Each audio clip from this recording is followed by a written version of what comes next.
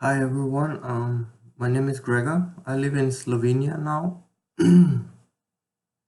for 10 years now, but somehow I sense in myself that Slovenia will not be my home for now. The reason is the story I would like to share. It's a true life story, being in a psychiatric institution and how I felt at that time. Uh, well, let's go back to history. When I was 27, I was pretty fit surfer. I was in Australia at that time. I met a few friendly people, then even offered me work. But stupidly, I refused and went back home to being a good boy, get a work, get a job, married someday. At least I hoped that somehow I could manage. But in the truth,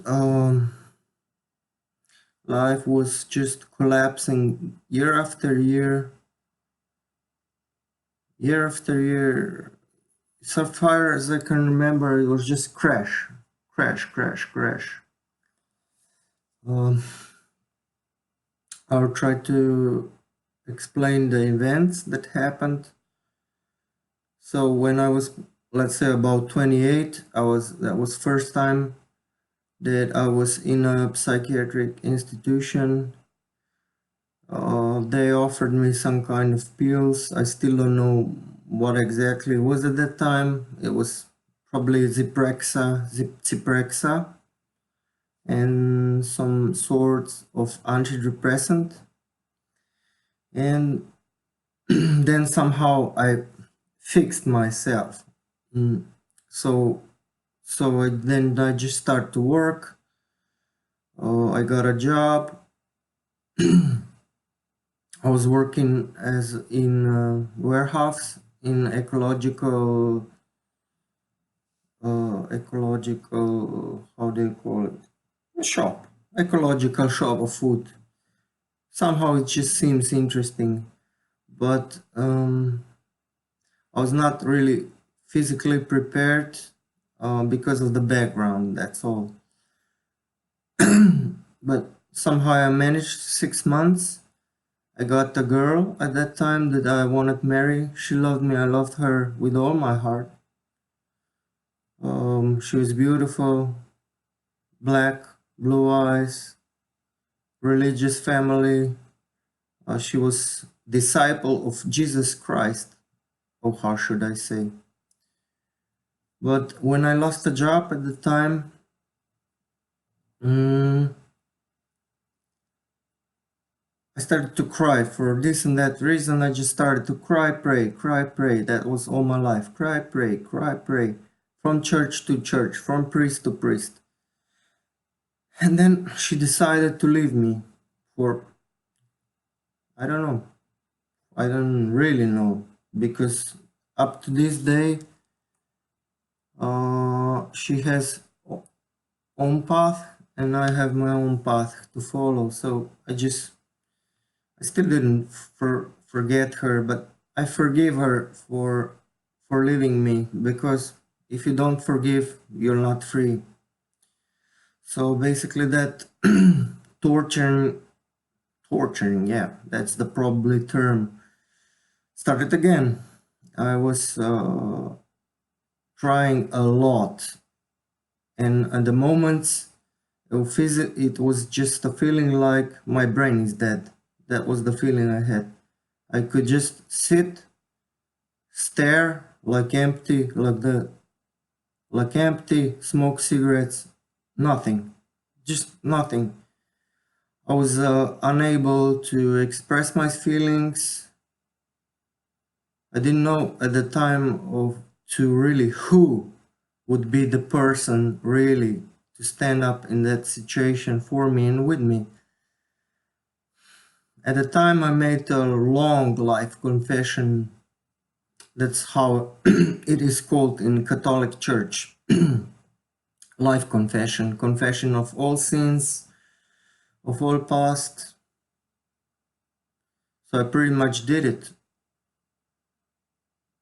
I don't know if that was success or no. I made it alive so far, so let's say that's a success. I went to a holy place of Medjugorje, where there are appearances, not physical, but in the mind and the hearts of few chosen one. I've been there 7 times, praying, praying, praying, pray, cry, priests, and that was all. That was all I could do at that time. Somehow, yeah, somehow God hear me at that time, because if I wouldn't be praying and crying, then probably I'd get into much more difficult situations. But somehow I managed to clean all this medicine out of me. I don't take any medicine at all, any. I had 7, 8 types inside me, maybe 9, I don't know. Ooh. And then the life story was just keep going and going and going. Up and crash and up and crash. So that was pretty much it. After I crashed again, attempt of suicide. I tried to, it was just too much to carry the weight of problems of past, problems of broken family. I just said to myself, God, that's it. Just that's it. And I drink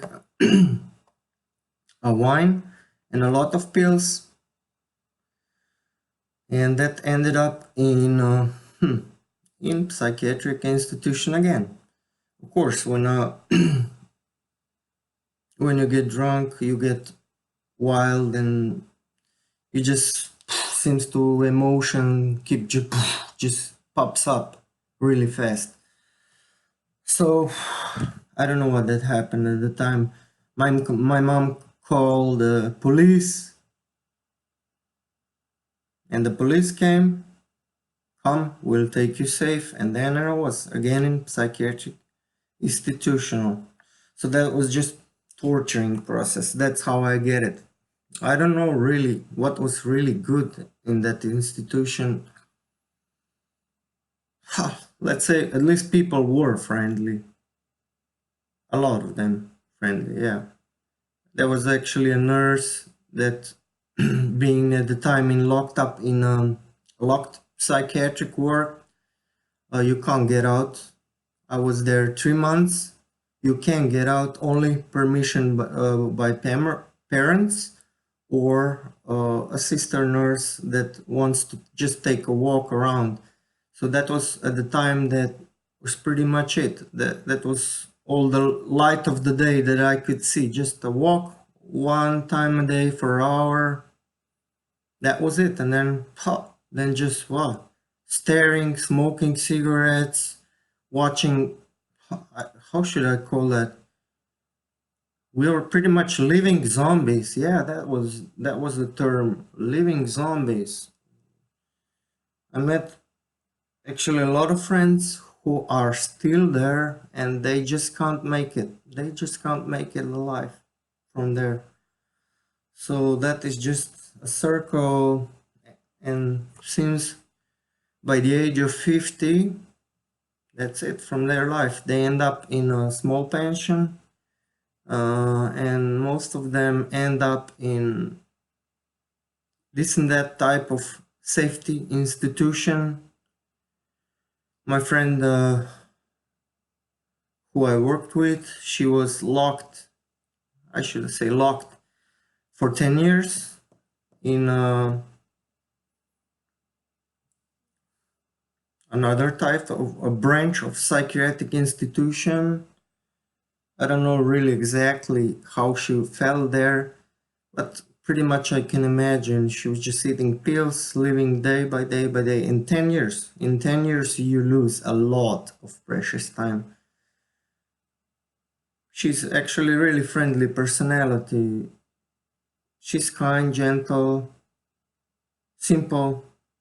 I treat her as my sister, that's all. Well, yeah. I'm just gonna go on with that story of torturing.